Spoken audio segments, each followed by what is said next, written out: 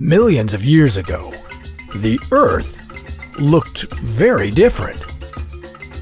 A huge landmass called Pangaea covered about a third of our planet.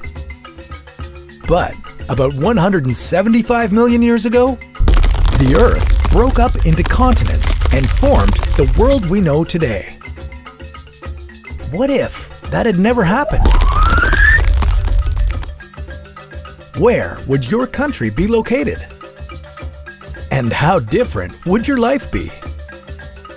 This is What If, and here's what would happen if Pangaea had never broken apart.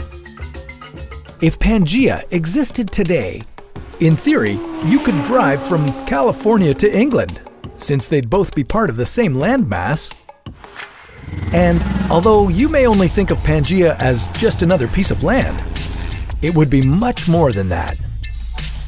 It's played an integral part in human and animal evolution.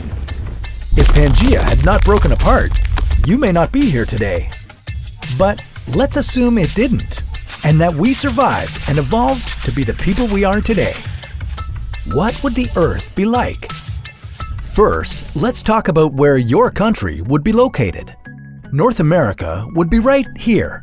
Europe would be a lot closer, just to the east. Asia would be up north by Russia, and Antarctica would remain down south. India and Australia would be further south, connected to Antarctica. These countries that used to have hot climates would now be cold, covered with snow and ice. And those wouldn't be the only environmental changes. Regions in the middle of Pangaea would have lush rainforests along their borders. And as you travel further inland, it would become a desert. This would be due to Pangaea's landmass being so large. Rain, which comes from the ocean, wouldn't be able to travel far enough inland, leaving parts of Pangaea practically uninhabitable by humans and other species. And weather up north would be different too, with Russia being much warmer than it is today. But the weather wouldn't be the only thing that would change. On Pangaea, we might have less diversity of species. The species at the top of the food chain today would most likely remain there, but some of today's animals would not exist in Pangaea. They wouldn't have the chance to evolve. Fewer animals might make it easier to travel, and on this modern version of Pangaea, you'd probably want to do a lot of it. Luckily, you wouldn't have to go far.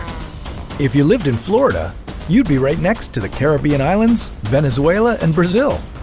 You could visit all of these in a single day. And if you lived in Nova Scotia, Canada, you'd be driving distance from France, England, and Germany. Although this might sound like fun, a lot of countries would have new neighbors, which could cause some serious issues for some. Places like the United States, which used to have oceans on both sides of the country, would now have Africa on its east coast. If these countries didn't get along, things could get ugly. How much easier would it be to start a war in another country if they were just a short drive away? Transporting weapons, people, and supplies would all be faster and cheaper if certain countries were right next to each other. Or none of this would happen, and the entire world would be more unified than ever.